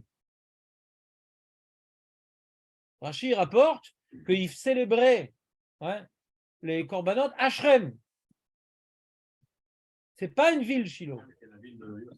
Oui, bien sûr. Ephraim aussi. Ça répond pas à la question. Non, pour l'instant, je ne réponds à rien. Je vous donne des informations un petit peu. J'ai fait tout un mercar sur Shiloh, dans le Tanakh et dans les Rishonim et dans les Gemarot. Ouais. Donc, je n'ai pas suffisamment de temps pour vous instruire de toute la dimension de Shiloh, mais je commence à vous donner quelques points de réflexion. Et donc, ce n'est pas une ville. Et il y a écrit dans la Gemara que tu peux manger ton Korban Pessah ou ce qu'on appelle les Kodashim Kalim à tout endroit où tu vois Shiloh. Quand c'est à perte de vue, tu ne peux plus manger. C'est lié à la Reïa, Reïa Tamakom. Tu connais cette histoire, David, ou pas? Comment ça se fait que tu connais ça, David? Non. Quel rapport? On voit un endroit où on a mangé. Non, la Tafka, une ville, on n'est pas obligé de manger dans une ville. Ouais. Ah. Où tu veux, tant que tu vois Shiloh. On n'a pas à manger dans le chou. Je n'ai pas dit qu'on n'a pas le droit de manger, il n'y a pas de ville. Je n'ai pas dit qu'il faut manger dans une ville. Ils allaient à Shrem, mais ils n'étaient pas obligés. Là où tu vois Shiloh, tu peux manger. Tu peux manger dans le champ si tu veux. Ah, je me suis dit que c'est pas une ville, ça fait dans le rempart. C'est juste qu'il n'y a pas d'habitants là-bas. Il y a un Mishkan, comme dans le désert, il y avait un Mishkan au milieu de rien. Shiloh, il y a un Mishkan au milieu de rien, c'est tout. C'est ça, Shiloh. D'ailleurs, on ne voit pas. On voit pas dans l'histoire d'Avraham, Yitzhak, Yaakov un endroit qui s'appelle Shiloh. Ouais. Nous, on connaît que Yerushalayim, c'est l'endroit où il y a la cadette extra, etc. Ouais. Qu'est-ce qui s'est passé à Shiloh pour que ça ait été le lieu du Mishkan? Makara Shama. Gam Sheila. Makara Shama. Qu'est-ce qu'il y a de particulier à Shiloh? Cet endroit-là. Shrem, il s'est passé des choses. On n'a pas fait Mishkan à Shrem, on a fait à Shiloh. Pas à Shrem, à Shiloh, c'est pas pareil. Shiloh, c'est entre Shrem et Bethel. Est-ce que les villes actuelles, c'est comme ça marche comme ça? Regarde sur ton Google Maps. Shiloh, c'est entre Shrem et Bethel. Et donc, tu peux manger ton Korban Pessah tant que tu vois Shiloh. Et c'est ce qu'elle dit, la Gemara. Elle dit un truc qui va plaire à David. Ça va lui faire plaisir, ça, David. Vous ne pouvez pas manger à Shiloh. Vous ne pouvez pas manger à Shiloh. Mais j'ai jamais dit ça. Arrêtez d'interpréter. J'ai jamais dit ça. C'est rien. Il y a juste J'ai pas dit qu'on ne peut pas manger. Shiloh, ça veut rien dire manger à Shiloh. C'est pas un endroit à Shiloh. On ne mange pas dans le Mishkan, c'est les Kohanim qui sont dans le Mishkan. Autour du Mishkan, tu peux manger? Oui. Jusqu'à où? Jusqu'à ce que tu ne le vois plus. C'est tout. Et de Shrem, on voyait encore. De Shrem, on voit Shiloh. On veut voir le Mishkan de Shiloh, que c'est que le Mishkan à Shiloh. Quand on dit Shiloh, on dit Mishkan ou il y avait... Shiloh, c'est le Mishkan, il n'y a rien d'autre. À Shiloh, il n'y a rien d'autre. Juste en vrai, le Mishkan. Il n'y a rien d'autre. Il n'y a pas de fête foraine. Ouais. Il n'y a pas de rempart de Tzal. Il n'y a rien là-bas.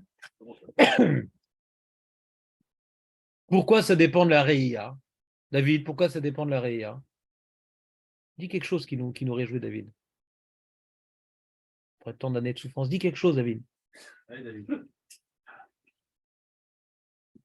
Comme on a fait le Beth Amikdash, on a apporté. Non, non. Et de voir et de vue. Non. Le Beth Amikdash, c'est pas lié à la Reïa. Tu dois être dans les enceintes. C'est tout. Même tu ne vois pas du tout parce que tu es entre quatre murs. Tu ne vois rien du tout.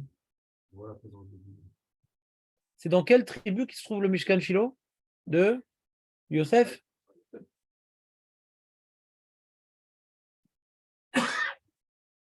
Pour se rappeler tout le temps. Il a vu Yosef.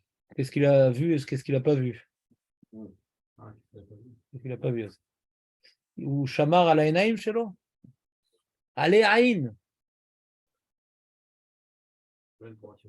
Allez Aïn. Donc on voit que lui, il ne regardait pas la femme de Poutifar. Parce que quand tu regardes, tu es tombé par terre. Il y a des femmes, quand tu regardes, c'est trop tard. Et lui, il ne regardait pas. Il avait Shmirat Anaïm, Shmirat Abrit. Ouais. La Gemara, elle dit, Bisrout Yosef, Shamar al Aïn. La Gdusha de Shiloh se répand là où l'œil peut voir. C'est une Gemara. C'est pas un Zohar. Non. Il y a des choses que je dis qu'une fois. Vas-y, répète, Jonathan. Répète ce que je viens de dire. Le chat de Shiloh se répand. Répète, Jonathan. Qu'elle est la part? Pourquoi Shiloh, on peut manger le korban à l'endroit où on voit encore le lieu? Et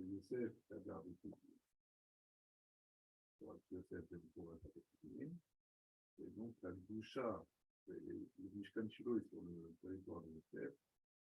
Donc la doucha qui a donc par le mérite se répand jusqu'à ce que l'œil peut voir. Là, si l'œil ne peut plus voir, donc c'est le Koach Haïn de Yosef.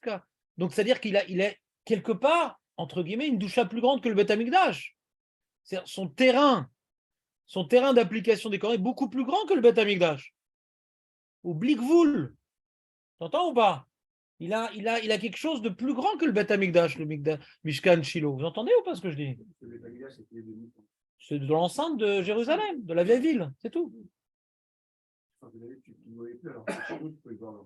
C'est-à-dire que le Beth Amikdash, c'est quoi? C'est un endroit dans lequel on doit réunir les 12 tribus. Elles doivent tous être ensemble, les 12 tribus. D'accord? Ils doivent tous être ensemble. On dit qu'Yerushalayim, il appartient à aucune tribu. Ouais, ou l'autre, c'est pour ça qu'il n'y a pas là-bas le din de Batari Choma. Ouais. L'autre, Yitralek Yerushalayim. Ça appartient à tout le monde et c'est un lieu de réunion des 12 tribus, le Beth Amikdash. Ouais. Le Mishkan Shiloh, ce n'est pas un lieu de réunion, parce qu'il n'y a pas de lieu de réunion. C'est une doucha qui se répand pour toutes les tribus qui viennent de leur coin, là où elles sont, là où elles voient, elles peuvent en profiter. C'est que c'est les tribus qui cherchent la Shrina. Beth Amikdash, les tribus qui se réunissent dans la Vodat Hashem. Shiloh, c'est pas le Beth Amikdash, c'est pas une réunion des tribus. Shiloh. Comment? Il y avait à la Régel à Shiloh. Bien sûr, puisque Elkana, quand il poussait les gens à monter au Régel, c'est au Mishkan Shiloh. Il n'y a pas de Beth Amikdash à l'époque. Oui, à la Régel. Je dis, ça les même à la chod que le Beth Amikdash. C'est un petit Beth Amikdash. Quelle est la différence? Shlomo, t'es avec nous ou pas? C'est quoi la différence entre dans la construction du Mishkan Shiloh et dans la construction du Mishkan dans le désert? C'est quoi la grande différence entre les deux? Voilà, c'est qu'il y a des murs en pierre, Shiloh. Beth Amikdash, dans le Mishkan dans le désert, il n'y a que de la tenture. Donc, tu vois, c'est un intermédiaire entre le Beth Amikdash. Les murs sont en pierre à Shiloh, mais le toit est de tenture. Le Mishkan dans le désert, il est tout en dur. Tout en dur. Le Beth Amikdash, il est tout en dur. Et Shiloh, les murs sont en dur et les tentures sont en haut. On pouvait voir de loin Shiloh et on n'était pas obligé de monter. J'ai pas dit qu'on n'était pas obligé de monter. Je crois que je suis pas clair du tout. Il y a apporter le sang du Korban Pessah sur le Misbéach. Après, tu manges le Korban Pessah. Tu manges où? Tu manges où le Korban Pessah? Non, tu ne manges pas au Beth Amikdash. On ne fait pas manger 3 millions de personnes au Beth Amikdash. Un casse d'abord. À Jérusalem, on mange au Beth Amikdash. Kedoshim Kalim, on ne mange pas au Beth Amikdash. On mange rien au Beth Amikdash. Il n'y a que les Kohanim qui mangent. Israël ne mange rien au Beth Amikdash. Ce n'est pas un lieu où on mange au Beth Amikdash. On ne peut même pas s'asseoir au Beth Amikdash. C'est en dehors du Beth Amikdash qu'on mange. Mais il faut que ça soit dans ce qu'on appelle Machane Leviya et dans je sais pas, c'est pas exactement la hiératique là, mais la ville de Jérusalem à l'époque. C'est là-bas où on mange. C'est là-bas où on mange. Mais celui qui mange en dehors, des fois les Chav Kareh, des fois ou le Kiem Tamitzvah, Assou. Si tu sors de la ville de Jérusalem, le Korban, il n'est pas soul. La Gdusha, elle se répand à Jérusalem. On est Mekadesh, une ville. Shiloh, ouais, c'est quelque part, on est Mekadesh Eretz Israël. C'est pas lié à une ville. Tu as vu Shiloh, c'est au centre d'Eretz Israël, t'as remarqué ou pas? C'est bidiouk au centre. T'as remarqué ou pas, c'est au centre? C'est au centre, Shiloh, c'est au centre. Quelque part, on est Mekadesh Eretz Israël, il n'y a pas de limite. Alors, quand même, il faut avoir un lien avec l'endroit, donc il faut le voir. Ouais, mais il n'y a pas de limite. Pour dire qu'il n'y a pas de barrière. Ouais. Quelque part, quand Yoshua il est venu construire Shiloh, avec les Bnei Israël, on a fini la conquête d'Eretz Israël, on vient maintenant dire que la terre d'Israël nous a donné par Akadosh Baruch Hu, on construit Mishkan Shiloh. La terre d'Eretz Israël, elle est Gdosha. C'est bien la terre d'Eretz Israël. Yoshua, qui a conquis la terre d'Eretz Israël, est venu construire le Mishkan Shiloh, qui venait concrétiser que cette terre, elle appartient à Kadosh Baruch Hu. Yoshua, qui est la tribu de Yosef. Yoshua, qui est la tribu de Yosef. D'accord?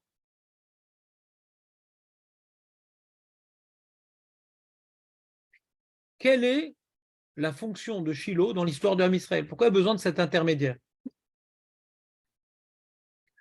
On peut poser la même question. Pourquoi on a besoin de Mashiach ben Yosef et Mashiach ben David? C'est la même question. De la manière qu'il y a d'abord Mashiach ben Yosef et après Mashiach ben David, il y a d'abord Shiloh et après il y a le Beth Amikdash. Vous comprenez le problème ou pas?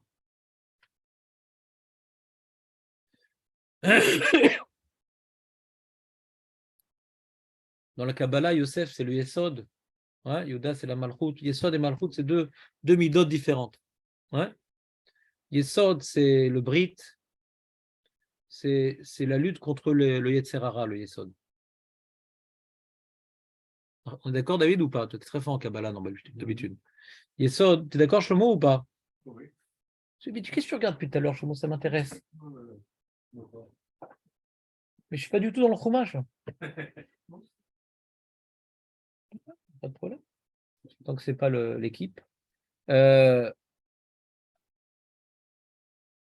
Yesod. On voit Yosef, il incarne la lutte contre les influences. Au début, il pensait que ses frères étaient une mauvaise influence. Il lutte contre eux. On voit quand il est né, c'est l'opposant à Esav. Il est contre les influences. Yaakov a peur de l'influence de Esav. Toujours en combat. Yosef, c'est lui qui peut se battre contre Esav. D'ailleurs, c'est comment dirais-je, Yoshua, ouais, donc il est descendant de Yosef, c'est lui qui a fait une guerre contre Amalek. C'est lui. La première guerre contre Amalek, il a envoyé Yoshua. Parce que Yosef, c'est celui qui a la force de se battre contre Esav. Esav, c'est un homme puissant. Esav, c'est un homme qui est dans le champ. C'est un homme d'action. Ouais. C'est l'homme qui devait nourrir la famille. Yosef, ouais, c'est un homme qui est dans le champ. C'est un homme d'action. C'est lui qui a nourri la famille. Vous comprenez ou pas? Yosef, c'est l'action. Mais il est dans l'action sans subir les influences. Il est en Égypte, mais il ne subit pas les influences. Le Shla, il dit, par la force de Yosef, qui n'est pas tombé dans les grilles de Poutifar, le Ham Israël n'est pas tombé dans la Toumat Mitzrayim. Vous savez qu'ils ont gardé, ils ne sont pas tombés dans le Znout en Mitzrayim. C'est le Srout de Yosef. C'est le Srout de Yosef. La force qu'on a de lutter contre les influences des Goïm, de la Vodazara, des Goyot, c'est la force de Yosef, c'est le Yesod. Vous me suivez ou pas? Yehuda, par contre, ouais, lui, il n'incarne pas du tout le Yesod. Parce qu'on apprend l'interdiction de onanisme par son fils Onan. Ouais. On voit de ses enfants, il sort que Birklal, ils sont FR du Yesod. C'est l'inverse du Yesod, ces enfants. Lui-même, j'attendais que tu le dises, avec Tamar. Ouais. Puis après, on va voir David. Il y a toute une souga compliquée. Ouais. Sur la Harayot avec Yehuda. Exactement, Moab. Donc, c'est pas du tout le Yesod là-bas. C'est mamash. Yosef et Yehuda mitnagdim. C'est mamash l'auto d'avar. Alors, c'est quoi la force de Yehuda du coup? C'est la malchoute. C'est quoi la malchoute? La vérité, le Karata Emet. Karata Emet. Ouais. On n'a pas tous la force de retenue de Yosef. Ouais. Mais Yehuda, il est là pour le peuple. Il y a Yosef Hatzadik et Yehuda, il est là pour le peuple, pour réunir le peuple. Ouais. Ce que nous sommes, avec ce que nous sommes, on doit servir à Kadosh Baruch Hu. On doit servir à Kadosh Baruch Hu avec ce qu'on est. Ouais. Même une partie de moi peut servir à Kadosh Baruch Hu. Même une partie de comment dirais-je, il retombe toujours sur ses pieds, Yehuda, pour servir à Kadosh Baruch Hu. Il est le Meler. Le Meler, il tombe, il se relève, il tombe, il se relève. Ouais. C'est une malchoute, c'est comme un gouvernement, l'Avdil. Ouais. Donc, il vient maintenant établir un royaume de Dieu parmi les hommes. Yehuda, c'est parmi les hommes. C'est dans la société. Il y a le roi. On voit le côté social du Beth Amikdash, c'est du côté de Yehuda. Ouais. Alors, il fallait que dans le Beth Amikdash, fait quelque chose aussi de Rouhani. C'est pour ça qu'il y a Binyamin. Yehuda n'incarne pas cette spiritualité, Yehuda. C'est pour ça qu'il a besoin de Binyamin. On voit que le côté spirituel, il vient de Rachel, Sarachol. On a Yosef Hatzadik et Binyamin Hatzadik. C'est intéressant. Vous voyez ou pas ce que je veux dire? Le côté spirituel, ouais. Dans Rachel, il y a quelque chose de spirituel. qui est au-dessus des hommes, qui est au-dessus de la réalité humaine, qui est proche de Dieu. Vous êtes avec moi ou pas? Donc Yosef, c'est la lutte contre les influences. Et d'ailleurs, Ménaché, ouais, il va être coupé en deux. Pour une partie en Israël, l'autre partie en Cisjordanie, alors qu'il n'a rien demandé. Hein. C'est Gad et Réhouven qui voulaient prendre la Cisjordanie. Il n'a rien demandé. Mais comme ils vont subir l'influence, eux, ils sont du côté des peuples, ouais, Édom, Moab, etc. Ils vont subir une certaine influence. Ils ont besoin de Ménaché par rapport à l'influence avec l'extérieur et par rapport à ne pas être déconnecté de l'intérieur. Donc, c'est pour ça qu'il y a une moitié de Ménaché qui est du côté du Jourdain et l'autre moitié qui est de l'autre côté du Jourdain. Ménaché, c'est l'influence, c'est une lutte contre l'influence sectaire, mais c'est une connexion des tribus les unes avec les autres. C'est bon? En tout cas, revenons à notre question. C'est quoi Mashiach ben Yosef? C'est quoi Mashiach ben David? Mashiach ben Yosef, c'est lui qui va faire la guerre contre les goïms. D'éradiquer le goï qui est en nous et le goï qui est autour de nous. Tu vois, Yosef, lui, il s'est battu contre ses frères pour éradiquer le goï qui était en eux. Il faisait des remontrances, Naron, il voulait les nettoyer de toute influence négative. D'accord? Et après, il a protégé ses frères il a protégé ses frères des influences extérieures en Égypte. Il les a mis à Goshen. Naron, vous êtes avec moi ou pas?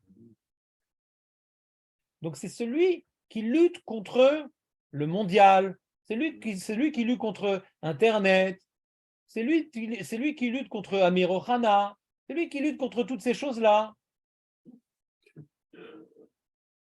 Voilà. Chez nous. Ouais, c'est quoi cette boucha du Ram Israël? Ouais, boucha.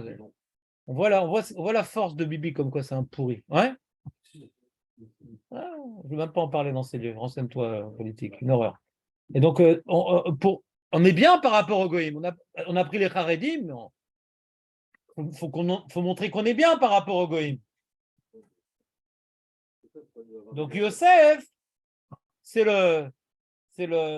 l'intégriste. D'accord? Yosef, c'est l'intégriste. L'identité juive, le Yesod. De couper de la Goya, de couper de la Vodazara.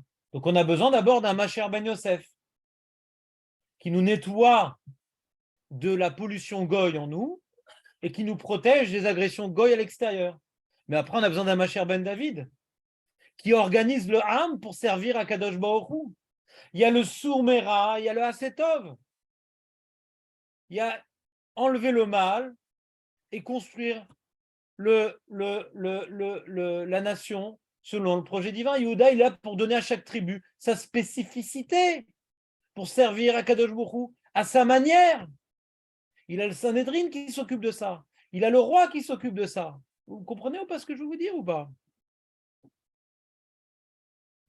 Donc, Shiloh, c'est la première étape.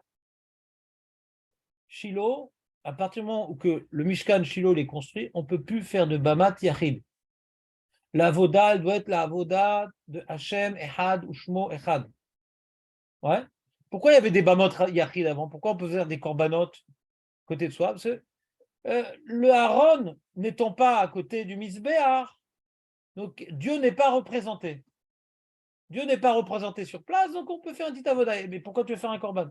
Comme il y a une tendance de faire avodazara, on a dû leur permettre de faire des petits korbanotes à côté de chez eux. Mais ça ressemble à de l'avodazara. Bamot Yachid, ça ressemble à de l'avodazara. Et on voit que même quand il y avait le Mishkan Shiloh, ils continuaient à faire Bamot Yachid. Et les Shoftim, ils essaient de se battre contre ça. Même les rois, après, ils essaient de se battre. Parce que ça ressemble à de l'avodazara. L'avoda, elle doit être Kulam Be'achad. Kulam Be'achad, l'avoda. Hachem Echad, Ushmo Echad, Torah Echad, Ve'am Echad. Mais quand Hachem n'est pas dans sa maison, quand le Aaron n'est pas à côté du Misbéach, il y a une tolérance de faire des corbanotes où on veut. Où on veut. Mais ce n'est pas n'importe quel korbanot, ce n'est pas le korban Pessah, c'est des des Nedarim. Le korban de la Gdusha la moins forte, ouais. Pas tous les korbanotes. Tu veux faire un remerciement à Dieu. Tu ne peux pas apporter Khatat, Ola, Chaz Shalom. Quelqu'un était Mechal Shabbat, il ne va pas faire dans son Bamat Yachid. Il faut aller quand même dans le Mishkan officiel. Il a fauté face à la nation, il faut qu'il aille dans l'endroit de la nation, le Mishkan, qu'il soit maintenant à Gilgal ou à Gilboa, non, il doit aller là-bas. Il a fauté face à Dieu. Mais quand il veut remercier, il peut remercier Dieu où il veut. Mais ça ressemble un peu à Vodazara. Mishkan, chez eux, maintenant, il vient réunir. Ouais. C'est un début de réunion. C'est un début où le âme doit maintenant, l'homme doit s'éloigner des pratiques goy. C'est pas dans une ville où on est tous ensemble. C'est pas dans une ville où on est tous ensemble. Mais en tout cas, on arrête les pratiques goy déjà, de faire des bamot yachid. On arrête, on doit maintenant faire nos korbanot que maintenant au Mishkan Shiloh, ou à tout endroit on va le voir. Donc toutes les tribus on commence à les rapprocher de la Voda Yechida, on les rapproche. C'est une première étape. Le Ham doit se rapprocher de la Shrina. Malheureusement, Shiloh a été un échec. Au lieu que le Ham se rapproche de la Shrina, le Ham a pris le Mishkan pour ses intérêts personnels. C'est un échec. Ils ont fait comme les Goïms. Ils ont leur Avodazara dans leur guerre. Nous, eux, ils ont pris la Havdil, leur arche. Au lieu maintenant de les déconnecter des pratiques Goï, ils ont fait comme les Goïms. Ils ont fait une guerre sans demander au Navi et ils ont pris une amulette pour gagner cette guerre-là sans faire tchouva. La tentative de rapprocher le Ham d'Akadosh Baruch Hu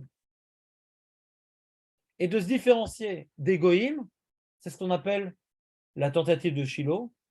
Et Binyamin pleure sur le Khorban de Shiloh. Ça n'a pas abouti, cette tentative.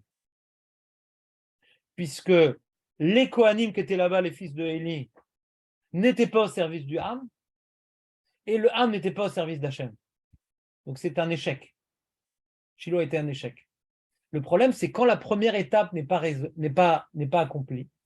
Quand maintenant on n'a pas lutté contre les influences qui sont en nous, est-ce qu'on va pouvoir répandre la Avodat Hashem dans le Ham? Comprenez pas ce que je veux dire? Avant maintenant de pouvoir trouver sa voie propre, moi c'est la Tfila, lui c'est le Limoudat Torah, lui c'est le Chesed, il faut déjà enlever tous les concepts goy qui sont en nous. D'abord, il faut se nettoyer. Avant maintenant de construire une tour, il faut des fondations bien solides. S'il y a des marécages en dessous, la tour ne va pas tenir. Donc, il faut bien assainir le terrain avant de construire quelque chose. Donc, si cette première étape n'a pas été réalisée avec Shiloh, c'est pour ça que Binyamin, il pleure sur Shiloh. Pourquoi Binyamin, il pleure sur Shiloh? Parce que le projet originel, c'est que le Aaron soit pris de Shiloh pour être mis au Beth Amikdash. Il a été pris pour être profané, comme les Goïm. On amène notre Dieu dans notre guerre. Vous comprenez ou pas? C'est ça le Khorban de Shiloh. Khorban de Shiloh, c'est pas que les murs ont été cassés. C'est le programme originel, c'était qu'il y ait une transition de Shiloh au Beth Amikdash. Cette transition n'a pas été faite. Cette transition n'a pas été faite. Et Yosef, il pleure sur le Beth Amikdash. Yosef, il pleure sur le Beth Amikdash. Parce que le Beth Amikdash, il est lié à la Sinatrinam. Le Beth Amikdash a été détruit à cause de la Sinatrinam. Et si vous me demandez, c'est bizarre cette histoire-là, qu'est-ce qu'on voit ici? Maintenant, il pleure, Yosef, Binyamin, qu'est-ce que ça vient faire ici sur du Beth Amikdash et de Shiloh? C'est qu'en vérité, on voit qu'il y a un rapport particulier entre Yosef et Binyamin, mais les frères restent de côté. Les frères n'ont pas pleuré pour la retrouvaille de Yosef. Donc, le schisme est encore là. Donc, le fait qu'on voit cette émotion entre Binyamin et Yosef, mais pas entre les frères et Yosef, prouve qu'on n'a pas réparé la haine. Lui a pleuré, mais eux n'ont pas pleuré. Et on voit qu'ils n'ont pas confiance en Yosef. Donc il reste ce soupçon-là. On n'a pas réparé. On n'a pas réparé. Et donc dans cette scène émouvante, Chazal nous font montrer le décor. On voit Yosef, mais derrière, il y a quelque chose qui est en contraste. Les frères ne pleurent pas. Les frères ne sont pas particulièrement heureux de retrouver Yosef. Donc il reste une certaine distance. Et cette distance-là, Yosef, Beruach HaKodesh, il a vu le Khorban Beth Amikdash qui est venu à cause de la Sinatrinam. Et Bémet, on voit que le premier Beth Amikdash a été détruit à cause de quoi? C'est aussi le chiffre, parce qu'il n'y avait que Binyamin et Yehuda qui représentaient le Beth Amikdash. Dès la deuxième génération, il y a 10 tribus qui ne servent plus le Beth Amikdash. Donc on a Yosef contre Yehuda et Binyamin. Donc ça, c'est généré par cette scène-là. C'est pas par hasard que ce Midrash, il parle ici. Vous comprenez ce que je veux dire ou pas? Le Midrash, il vient nous traduire un problème profond qui va se matérialiser dans l'histoire de manière dramatique. Qu'il y a une certaine tension dans la famille qui n'a pas été réparée et qui va maintenant se matérialiser par la destruction du Beth Amikdash, qui a été engendrée en vérité par la destruction de Shiloh. Si les influences d'Égoïm avaient été réparées par Shiloh, l'unité du Ham Israël aurait pu se faire. Les deux sont liés. Comme maintenant le Ham Israël n'a plus les influences du monde extérieur, il arrive à voir la richesse de chaque tribu et on arrive à une complémentarité. Pourquoi on n'arrive pas à cette complémentarité des 12 tribus? Parce qu'on a des influences extérieures, ça vient faire un écran entre chaque tribu. Pour arriver à Am Echad, on a d'abord accompli la première étape qui s'appelle Mishkan Shiloh, la première étape qui s'appelle Mashiach ben Yosef. Donc les deux sont complémentaires. Si on arrive à lutter contre le goy qui est en nous, alors il n'y aura plus de jalousie entre nous, les juifs. On verra la qualité de chacun et on donnera à chaque juif la place qu'il doit avoir pour servir Hachem à sa façon. Ça, c'est la deuxième étape, c'est Mashiach ben David. Que chacun va servir Hachem à sa façon. Mais d'abord, il faut lutter contre, il faut faire Shmirat Enaim, Shmirat Abrit. C'est vraiment, on est dans la génération de Shmirat Enaim et Shmirat Abrit, avec toutes ces télés, ces engins, ces trucs. On doit être métaken, on voit que les goïms, ils nous attrapent par l'œil. Il y a un tikkun à faire des chassimas sur notre Internet. Si on veut amener le Mashiach ben Yosef, il faut qu'on vienne préparer sa venue en coupant l'influence des goïms par Internet et par tout ce qu'Internet nous montre. Être métaken le haïn. Métaken le haïn, chacun trouvera sa place, il y aura le shalom, etc. Mais il y a d'abord une première étape qui s'appelle Mishkan Shiloh, une première étape qui s'appelle Mashiach ben Yosef, sur laquelle Binyamin est venu pleurer, parce que si le tikkun de Shiloh avait pu se réaliser, la place de chacun dans le Beth Amikdash organisé par Yehuda aurait pu se faire. Et la preuve, c'est que le Beth Amikdash a été décrété détruit. Vous savez à quel moment il a été décrété détruit le Beth Amikdash, le premier Beth Amikdash? Le jour de son inauguration avec Shlomo. Pourquoi? Le Midrash nous dit que quand Shlomo il devait faire l'inauguration, il arrivait en retard parce que Bat Paro lui a fait des zmarim, des chansons d'Avodazara et elle l'a fait s'endormir, elle l'a fait se saouler. Pendant 7 ans qu'il a construit le Beth Amikdash, il n'a pas bu de vin. Le soir, il s'est marié à Bat Paro. Le jour de l'inauguration du Beth Amikdash, elle l'a saoulé, il arrivait en retard et Hachem il a dit, il y avait d'un côté des danses de joie au Beth Amikdash et des danses d'Avodazara dans la maison de Shlomo et Hachem il a dit, qu'est-ce que je fais? Il n'a pas détruit ce jour-là Beth Amikdash, mais c'était prévu qu'il détruise à cause de ça. Donc le jour où le Beth Amikdash était construit, il était déjà prévu d'être détruit. Pourquoi? Parce que le tikkun de Yosef n'avait pas été fait. Alors que lui, Yosef, n'était pas tombé dans les griffes de Poutifar, Shlomo est tombé dans les griffes de la fille de Paro. Donc comme si le tikkun avait été fait, Shlomo n'aurait pas fauté, le Beth Amikdash n'aurait pas été détruit. Vous me suivez ou j'étais trop rapide? Donc il ne faut pas regarder Am Israël Echad, arrête avec ton Am Israël Echad d'abord. Goyim Bachutz. C'est qui Goyim Bachutz? Le Goy qui est en nous, Bachutz. Ça, c'est la première étape. Il n'y aura jamais de Ardout Israël, de Havat Israël, s'il y a du Goy en nous. Le Goy en nous, il fait maintenant obstruction de l'Oïchoud. C'est comme maintenant, tu as des aimants, il y a du bois. Il y a du bois. Les aimants ne peuvent pas. Le Ham Israël, chaque juif, c'est des aimants. Mais quand en lui-même, l'aimant, il est entouré de bois, il n'y a pas de Ham Echad. Il faut nettoyer de tout. Le Mashiach ben Yosef, Mishkan, Shiloh. On était aimanté par le Mishkan. Il n'y avait aucune muraille. On voyait, on était aimanté. Et c'est au milieu de Eretz Israël, loin des influences, Mishkan Shiloh. C'est au milieu de Eretz Israël, loin des influences, Mishkan Shiloh. Au milieu d'Israël. Il y a un tikkun, à côté de Shrem. Yosef, il a été métaken. La Zohama, qui était dans Dina en prenant Osnat. Shimon et Lévi, ils ont frappé les Goïms. Et les Goïms, ils ont eu peur. Et Shrem a amené qu'on a été protégé de l'influence des Cananéens. Tout ce qui se passe là-bas, c'est l'influence des Goïms. C'est la première étape, les amis. Shabbat shalom. Ça,